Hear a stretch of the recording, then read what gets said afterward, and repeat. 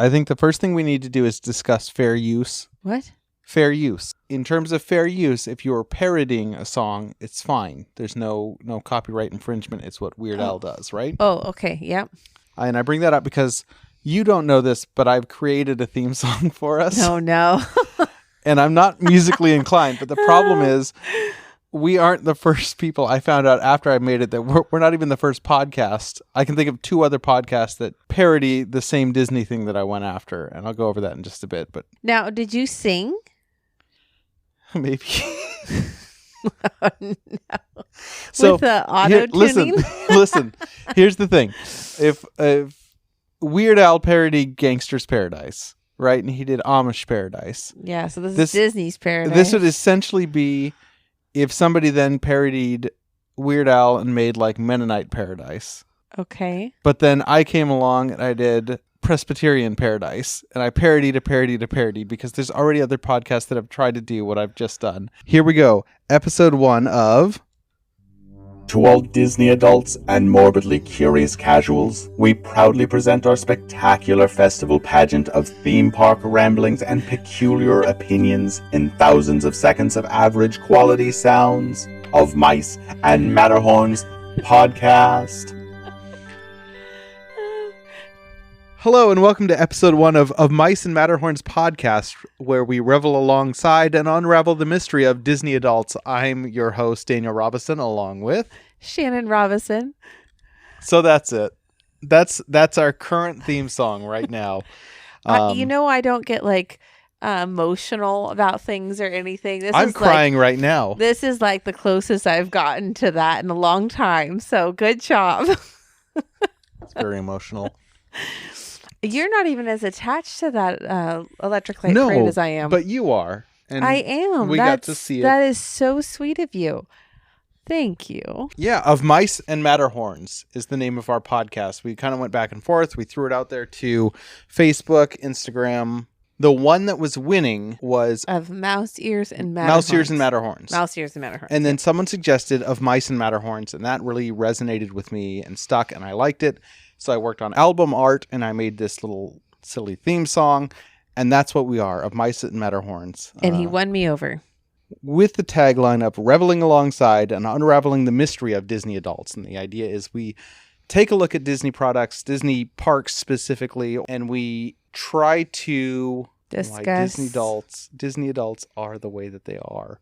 Would you consider us Disney adults? I mean, we at least have kids to bring along. So yeah, we've got our justifications. So we definitely justify it through them. Our last 5-day trip was without them. And our next one is going to be without them.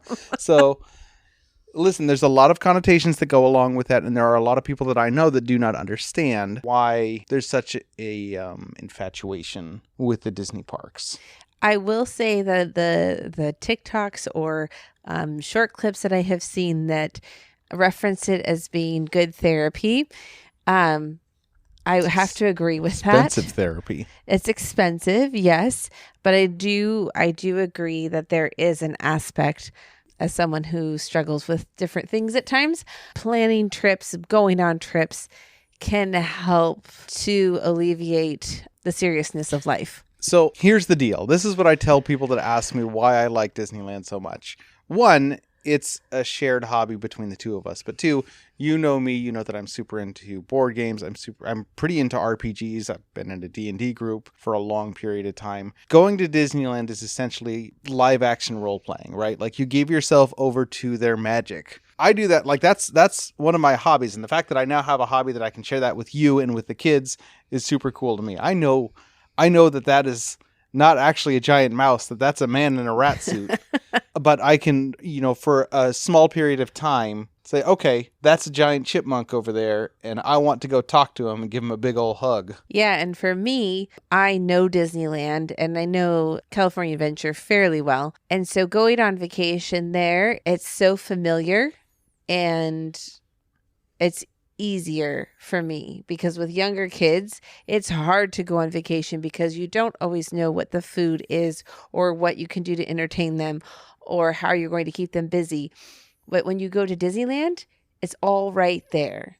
And it just makes my because I plan all our vacations. I plan every aspect of it. And so it makes my life so much simpler to just be like, we're going to Disneyland. The closest thing that I can think of, and I experience this occasionally when I go to PAX West with some friends of mine, is you go to PAX West, which is the Penny Arcade Expo. It's a giant video game, board game, gaming convention. And when you get to downtown Seattle, and you're there with all the people that share that common interest with you, and there are signs all over the place that say "Welcome home," right? Yeah. None of us live in Seattle. We're from all over the country, sometimes all over the world, but there's that shared familiarity. That's, I think, what we get when we go to Disneyland. It's all self-contained. The food is there. The entertainment is there. You pay before you get there, so you've forgotten what you paid to even get in. So then you just start spending money once you're in. Back to our agenda, Disney daydreams. Is there anything in particular Disney related that has piqued your interest in the last little bit? There was a recent update with Tiana's Palace, and that some of, is it called Scrim, is coming down. And so you can see more of it. And it looks like they're getting closer to being done, which are supposed to be done sometime by the end of this year. We have for sure one trip planned in November and potentially a very short one at the end of September. So I'm hoping that we will hit Tiana's Palace on one of those trips. I'm very excited. I have my Tiana backpack. Can we say brand names? Yeah, we can say Loungefly. They'll sponsor us, hopefully. So I have my Tiana Loungefly backpack. It's the princess line, so it's all sequins. So I have that all lined up and ready to wear. So I'm very excited for their opening. Yeah, so Tiana's is a Cajun-themed restaurant opening up in Disneyland in an area called the French Market. No, I'm sorry, it's not called the French Market. It's the New Orleans Square.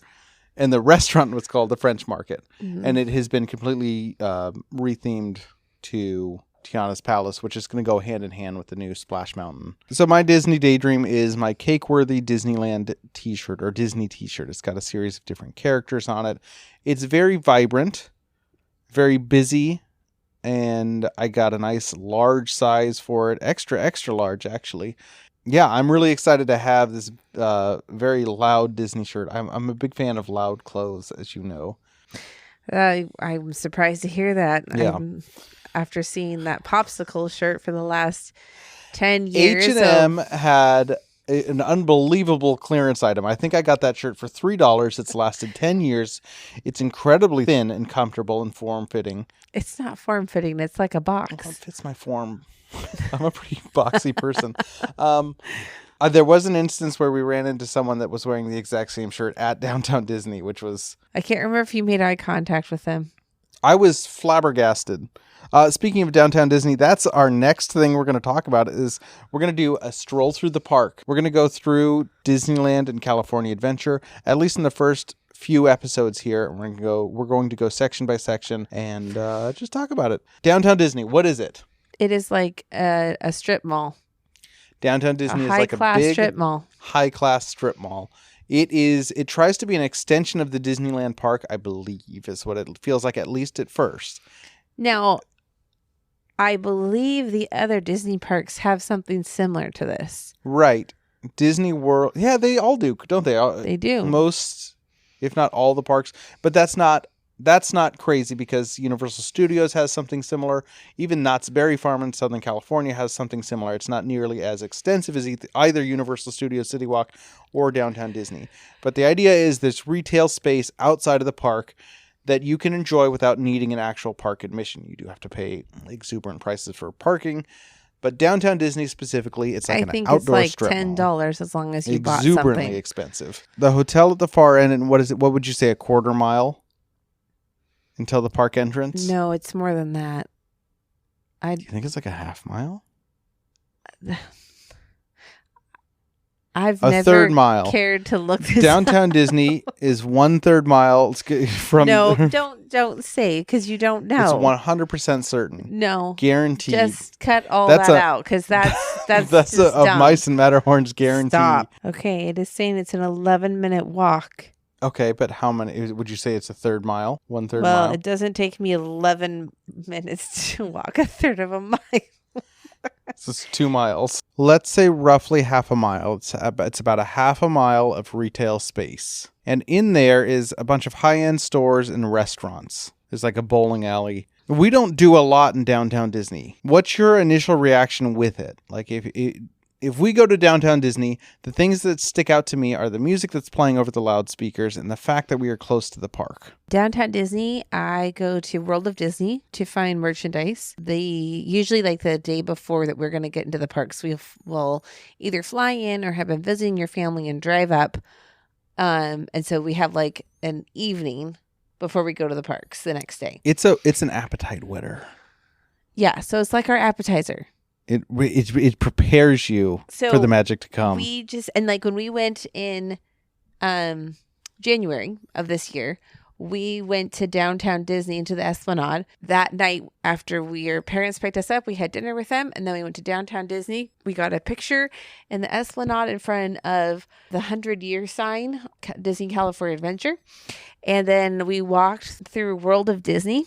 And I'm pretty sure that's where I got the black sweatshirt, the 100-year one for my mom. And I got the purple Minnie Mouse one for me because your parents were very nice and gave me a birthday gift of a Disney gift card because they know me. And they know that's pretty much all I want is money for Disneyland.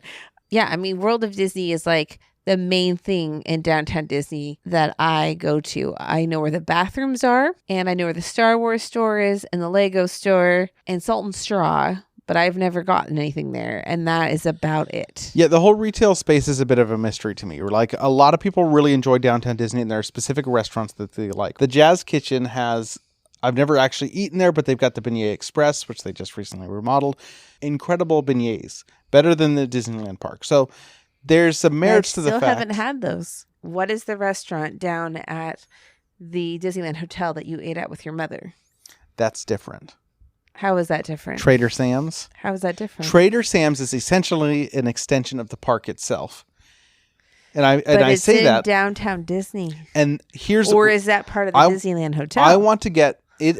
I think it's technically in the Disneyland Hotel area, but what I would like to see from downtown Disney, and they're just remodeling it, and it's nothing like what I'd like to see, but the immersion factor. Trader Sam's, when you eat inside there, it is an experience. It is an immersive experience. They yell at you. They spray water at you. It is a super thematic tiki bar that when you go in there, the windows aren't actually windows. They're TV screens that look out at volcanoes. All kinds of cool stuff. How did I not know this? Have you not known this? No. You didn't tell me that at all. I tried to go in there, and I was like, I even went with my mom last time. I was like, look, I've never been to Trader Sam's. I've only been the one time with my mom. So I told her I would love to get like a Mai Tai or a cool one of the tiki drinks, and she said no alcohol. So I got ramen instead. So for our purposes, I would say Trader Sam's is downtown Disney. I'd say Trader Sam's is downtown Disney too. I would also say the Star Wars Trading Post, obviously is downtown Disney and is also incredibly immersive and thematic, right? Like you go in there and you're buying similar things, if not the same thing that you can buy in Galaxy's Edge, which is the most immersive park, the most immersive area in Disneyland. I would like to see that extend further into downtown Disney. Like to me, I don't understand why there's a trading card. Like Love Pop has some cool greeting cards. Sephora's there. There's a soccer place. Like that's fine. And maybe it makes enough money that it's justifiable. And maybe some of the restaurants are good, but I want the restaurants to be a little more. So hold on just a second. They maybe make enough money that it's justifiable. Yeah, maybe it's justifiable to them. Maybe it's to the bottom line. But as a consumer, as someone that goes to Disneyland for the magic, I want something a little bit more. This is why you can never own your own business. Well, here's the thing. When Imagineers talk about their blue sky ideas, right? They've got like their pie in the sky, something really cool that they'd want. I have my own similar ideas for downtown Disney. I think Imagineers are a little more optimistic, though. Well, that's it. Their blue sky is optimism. Hear me out. You're a Debbie Downer. I'm not, because I've got some great ideas. Disney owns a good portion of Hulu, and they own some adult franchises after buying out Fox. I think that Downtown Disney should be the prelude to the park and should encourage people to go into the park where the magic is. And if that includes maybe frightening them a little bit, my ideas are not blue sky. They're more of a darker crimson sky type of ideas. Let me wish on crimson skies. The areas there should be just as immersive as Star Wars Trading Post and Trader Sam's. And you see, here's why you can never own your own business, because you do not understand that Disney wants to end in the black. Downtown Disney costs nothing to get into. Right. Right. But they would have to put a whole lot of money into making it immersive. Well, maybe they can add a few characters. How hard would it be to have a few characters from some of their Fox or how much does a character make in a year? At least $40,000. I would be drawn. You throw in a few characters, you're over $200,000, because then they also have to have their cast member that walks around with them. We went to Free Comic Book Day in Everett, and there was a guy in a Pikachu costume for the local comic book store. For all we know, he was a creep. We have no idea. Our kids gave him a big old hug and nothing happened. Because we were standing right there. Listen, I'm just saying, for the bottom line, I'm saying maybe they take a couple of those restaurants and they add a few thematic flares. You know what? It's called Goofy's Kitchen. Right. So that's another extension of Downtown Disney that they got right, but they could continue to do that. They could make an Italian restaurant, and maybe someone in there has a chest burster from Alien pop out of them. Right? Like, there are Alien, Predator. This is boring. Boring? Boring. This is exciting. No, this is so boring. My thoughts for Downtown Disney is simply that it should be a little more immersive. I think every aspect should be just as exciting as the Star Wars Trading Post and Trader Sam's. This is so boring. You are so pessimistic. Am I? Yes. I love Downtown Disney. Fun. I can't keep doing this. Yes. Do you consider the hotels Downtown Disney? I do, only because I have never stayed in them, so I don't feel like we can talk about them as hotels.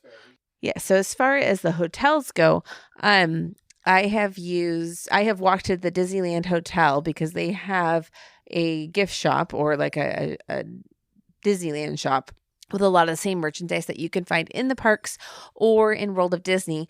And so there's been 2 times when I have walked all the way down there to find merchandise that is sold out in the parks and to find it down at the Disneyland Hotel, because there are not as many people going that far. It's usually just hotel guests. And so if you can't find something, so I found the 100-year ears. It was their second version.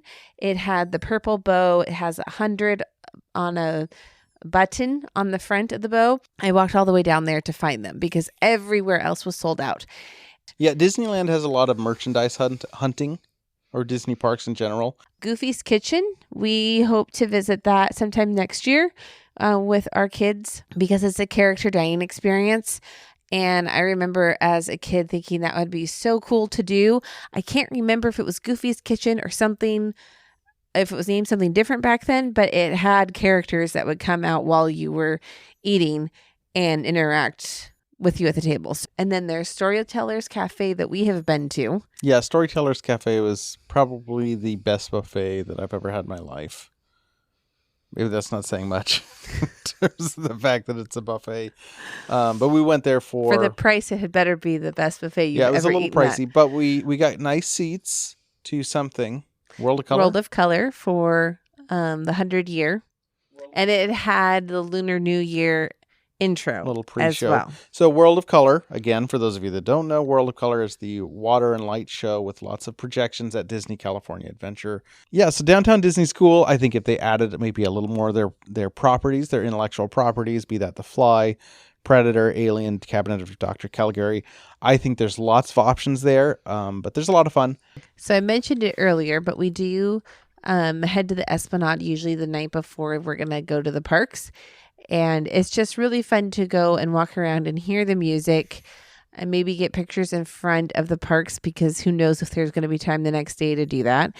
Yeah, just to feel all the feels. And that's usually one of the times where I will tear up, which is very unusual for me. but it's to walk into that area after being away from it, especially in 22 when we went. And it had been 2 years since we had gone because of the pandemic. And to walk in there and just for it to hit of how long we had been gone. And I say this in the best possible way. The Esplanade, which is a giant holding area between the two parks, the entrance to Disney California Adventure and the entrance to Disneyland. It's a giant holding area where people get in line, but they blast music. It is essentially emotional propaganda. And I mean that in the best possible way. Like that's all Disneyland. That's what Disneyland has going for it. It is nostalgia, it is emotional propaganda, and it is the best. Like, yes, it helps you buy into it. That is why there are Disney adults. Also, I listen to a Disney Esplanade playlist while I work a lot of the time. Yeah, and there's deep cuts from your childhood, right? Like, we go there, and I'm like, hey, this is Fortuosity from The Happiest Millionaire. And the fact that all of a sudden I'm hearing this music from this obscure movie that I watched growing up from the 60s. I didn't grow up in the 60s. I'm pretty young. The movies from the 60s. The movies from the 60s. It prepares you and entices you to explore further, which we'll do in the next episode when we head into Disneyland Park. Disneyland's nickname is the happiest place on earth, and kids go there, and it's a wonderful time. I know for a fact that the two of us, that wasn't always the case, especially when we were children. Is there anything in particular that when you went to Disneyland when you were younger that wasn't magical? The Peter Pan ride is what I remember being the most scared of, and I don't recall a lot of the other rides or what we did. But Peter Pan was so scary, and I was crying so much. And I remember my mom pointing out that we could see the floor from the boat that we were flying in, and that we weren't really up in the sky. So it was okay. And I remember I think my sister was in the boat with us and was like, well, that ruined it for me. Yeah, Peter Pan is a ride that uses forced perspective, so it feels like the ship that you're on, all of a sudden you're way up in the sky over London. Really, it's small, tiny lights, and it's a forced perspective. It's a ride that's been open since 1955 when the park opened. So I do love the Peter Pan ride now. I do too. Oh, and I think Mr. Toad's Wild Ride. I did not like that. It was very hot and it was very scary. The thought of going to hell was just terrifying. That one was one that I cried on. Me and my little sister Julie went on it, and I was in tears because, well, we got hit by a train and ended up being chased by little devils. So yeah, I was afraid of everything. Most things. Peter Pan I wasn't afraid of. I was afraid of the Matterhorn. Freaked me out. I told my dad I didn't want to go on it again unless we were going to run over and kill the Yeti, which he assured me we would. And we didn't. Disneyland offered a lot of opportunities for me to be afraid. None so much so as the Astro Orbiters, or I think there was the rocket ship ride in the 90s. You were afraid of that? Terrified.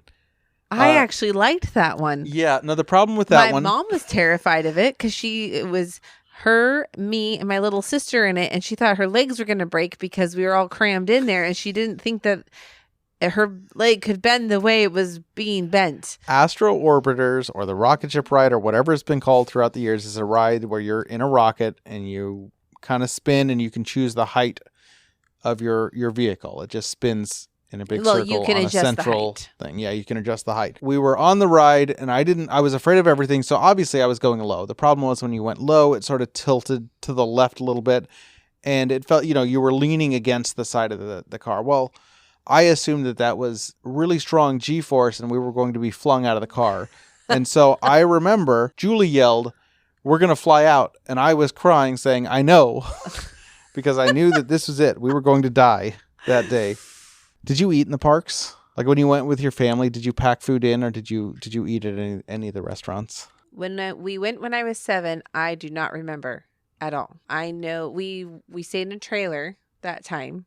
So I do remember going back in the afternoons and we would swim at the pool. So did you have access to the Disneyland hotel pools or was there? So I have stayed at a Disneyland property. I have not stayed at any of the hotels. You guys must be rich. But I have stayed at a Disneyland property because when we went when I was 7, where the parking garage is now, Disneyland had an RV park. This is not something I even knew, having grown up 20 minutes from Disneyland. So we drove our trailer down to the RV park, and it's the Disneyland RV park. They had a nice pool. I don't really remember a whole lot else for the RV park, I remember walking through the campground and there was like these little spiky balls that were falling from the tree. So we just knew not to step on them because they would get stuck in our flip-flops. Yeah, my brother used to break those open and shove it down my shirt.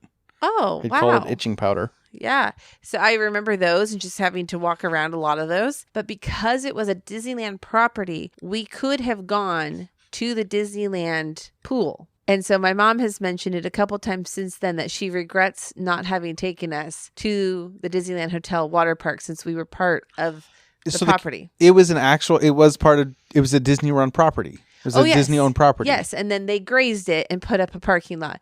So they paved paradise. Every time I hear that song, I think of the Disneyland RV park. Well, that's what it was written about. Did you know that? I wouldn't be surprised. Because that's how I feel. My mom made sure we had, even though I cried, the most magical experience that we could possibly have at Disneyland. I do not have photo albums of me growing up, but I do have an autograph book of me with Disney characters. My mom made sure to make that happen, but I do not have family photos of me growing up. Did we answer the eating part? No. Oh, let's go back to the eating part. So eating in the park. So I do not remember when I was 7. But anyway, eating in the parks when I was older was often splitting meals. We did not snack in the park. So we never bought snacks, but we did eat our meals in the park, not breakfast. Breakfast was always back wherever we were staying. Okay. But lunch for sure was split. So my mom and I would usually share a meal. Then my other 2 sisters would either get their own or share. And then my dad would get his own. And so we would either go to the Rancho del Zocalo Restaurante. And my mom and I would get the taco salad. And we would split it. Now, mind you, I was much smaller than I am today. Hey, you know that restaurant, Rancho del Zocalo? I think it used to be called something else, but essentially it was a Mexican restaurant before. Yes. Do you know a fun fact about that? Have I told you this? I'd probably not. Doritos was invented there. Oh, yes. You have told me that. Doritos was invented in Disneyland. Yep. They took old chips and added seasoning to them. Day-old chips. That's why they're so amazing. Mm-hmm. Or if we went to the Royal Street Veranda, we would each get our own bread bowl and soup. Or we would go to the Harbor Galley. I think actually we went to the Harbor Galley more than we went to Royal. Bread bowl and soup was the first meal I saw you eat in Disneyland. Speaking of meals. Yes. And it was something else, huh? You really got your money's worth out of that bread bowl. You don't leave anything. And I have an overbite. Gumbo running down. I have an overbite. You do not. You're perfect. Okay. My lower jaw is too small. That's why I have an overbite. I cannot bite bread. You gave it your best shot. So I had to use a plastic fork and knife, but once your plastic fork starts breaking, you have to use your hands. All I'm saying is you look like you really enjoyed it. Well, I pulled a peanut butter and jelly sandwich that I'd taken from the cafeteria at college and an Abba Zaba bar and ate that. Oh, we would go to, because we would typically go to Disneyland in July. My dad's birthday is in July. So we would go to the Plaza Inn and get the chicken dinner. My dad would get his own and usually would hand out some of the extra chicken. And then that's a good dinner. And then my mom and I would split and my 2 sisters would split and we would eat there. And I think we did that at least on 2 of the trips. So what was your food experience in the park? My food experience was, you know what I remember about most theme parks? And it could be that we were, like I mentioned in the episode 0, we did Knott's Berry Farm more than Disneyland. And maybe it was just a Knott's Berry Farm thing, but I remember we'd pack our snacks and leave them in the car. So we'd have to go back to the car to eat lunch a lot of times. Well, back then you weren't allowed to bring food into the parks. So maybe that's what it was. We'd have to go back to our big van and eat there for snacks because we ate at Knott's Berry Farm once a year, right? And so if we did go to Disneyland, we weren't eating in the park, not as a family. But Knott's Berry Farm was the Wild West. It was cheaper. My dad would bring in a knife to Knott's Berry Farm to get sharpened every year, every time we went there. You can't really do that nowadays. No, I mean, I remember going to Marine World way back when, and my dad forgot he had a pocket knife, and they made him throw it away. Yeah, and he was so distraught. No, it was an annual thing. My dad would bring his nice pocket knife into Knott's Berry Farm to get sharpened. So when we went to Disneyland, it was all packed in. We're talking all the way up through college. I remember I was a little peckish on Pirates of the Caribbean, and I thought I'm going to have my peanut butter and jelly sandwich that I always had packed in my backpack. And I started eating it. The drop happened, and my sandwich got a little soggy. So probably for the rest of my life, Pirates of the Caribbean is a part of me because I've drank some of that water. Pretty sure you pee that out by now. Which is, maybe that's why my immune system is the way it is. Yeah. But yeah, a lot of packing in food. One thing that I do think would be cool to do is to take letters from listeners. So if you have letters, if you have any questions or anything you'd like to ask, or even any comments, email us at OfMiceandMatterhorns@gmail.com. It's our current email address. Questions, comments, anything you'd like, send that there, and you may get your letter read right here on the air. So go ahead and read the first one that we've gotten. Dear Mice and Matterhorns, thank you for all you do. I've loved the show from the very first episode. My question is, if you were on death row and could request a meal comprised of a main course, a side, and a dessert, all coming from a Disney park, what would you choose? No beverage. Due to state budget cuts, you will just get water. Also, you were innocent, but no one will know that until a successful true crime podcast digs deeper into your case. Mouseful of yours, Caroline Kremp from Chatterport, Tennessee. So, thank you for sending that in, Caroline. Also known as Daniel. So, if you could request a final meal consisting of a side, a dessert, and a main course from Disneyland or Disney California Adventure, what would you pick? Oh, this is hard. My dessert is the churro toffee. Nope, scratch that. My dessert's going to be the cream cheese filled Mickey Mouse pretzel. My main course is going to be the birria grilled cheese with the tomato soup. Not the tomato soup, the birria dip, whatever. And my side is going to be some tater tots from Pim's Kitchen. Pim's Test Kitchen.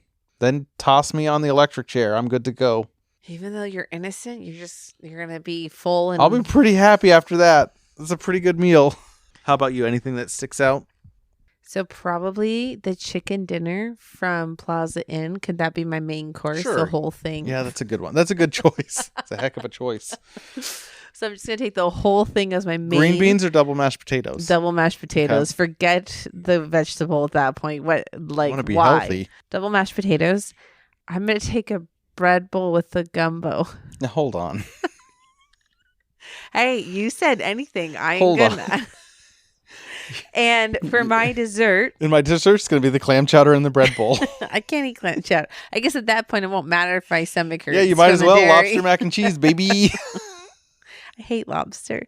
For my dessert, lemon chiffon pie. There we go. Yeah, I think I know that the raspberry macaron, which I cannot remember the actual name of, I said was my favorite dessert, but I think for right now I would pick the lemon chiffon pie as my dessert. Sorry, California Adventure. I would crush some Plaza Inn chicken right now. I don't know what that means. I'm too old to understand that. Yeah, well, I'm pretty young. Well, I think we've got. I think we got enough to wrap up here. We're getting into the flow of things. Thank you so much for listening. If you enjoyed this podcast, please like, subscribe, all that good stuff. If you could leave us a rating, especially on Apple Podcasts, it's super important for newer podcasts just getting started out, especially in the first, I think, 30-ish days on Apple Podcasts. That would be fantastic. If we do get reviews, I'll be sure to read some of the good ones on air if I can manage to do that and figure out how all of that works. I'm so glad you can, because that is not my area of expertise. This is a lot of fun. We are on most social media accounts as @OfMiceandMatterhorns. And that includes TikTok, Threads, Instagram, and I know there's another big one. Facebook. Not on Facebook yet. Maybe we will be. We're working out all of that. Yeah, TikTok. That's the other one. TikTok, Threads, Instagram, and that other one that I said that I've already forgotten. Of Mice and Matterhorns. You can find us there. Thank you so much for listening, and have a Disney day.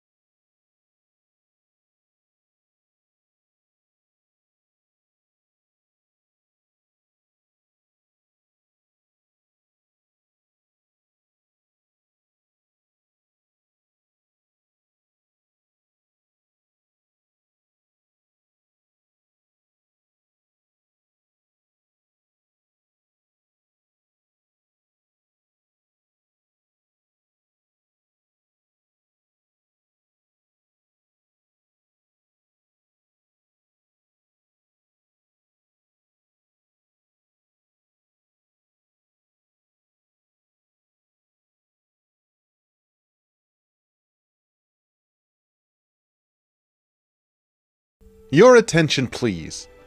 Of Mice and Matterhorns has now ended its normal operating episode.